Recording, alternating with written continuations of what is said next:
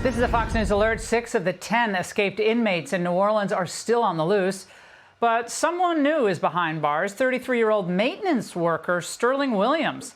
According to Louisiana Attorney General, Williams said he turned off the water in the cell before the men removed a toilet and a sink, cut through the steel bars, and then just slipped out. Williams says one of the escapees, Antoine Macy, threatened to shank him if he didn't do it, and another tried to steal his phone.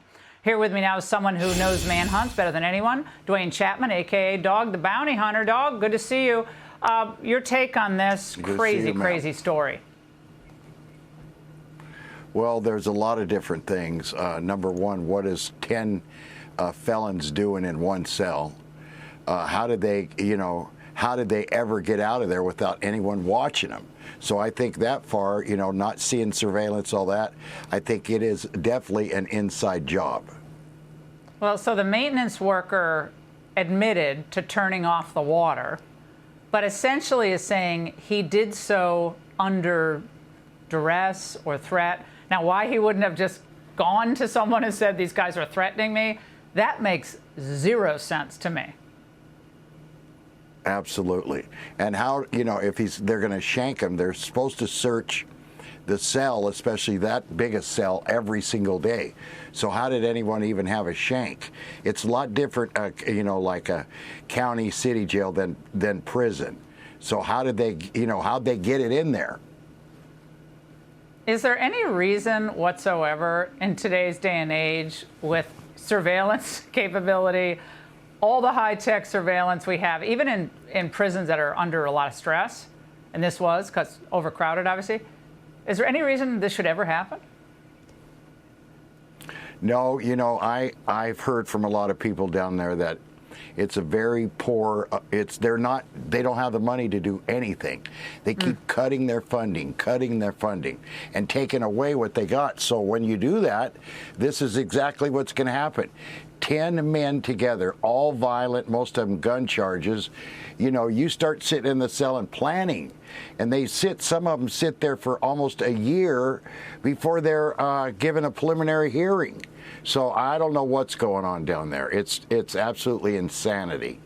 Well, I saw Jeff Landry, the governor of Louisiana, last night at the White House, and we talked for a few minutes about this, but I can tell you he wants answers. Apparently, Dog, it's not the first escape that one of these criminals has been part of. 2019, a jail in northeast Louisiana.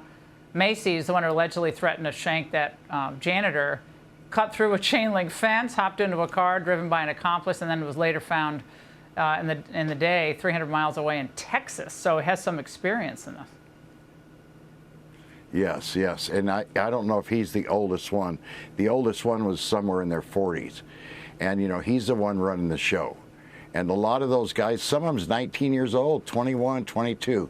They don't know anything about anything. So, I feel sorry for them when they get caught, because they just added many more years. Well, a lot of them would never have gotten out of prison anyway. But it's a shame that police, sheriffs, jails are treated like this, because this is what's going to happen.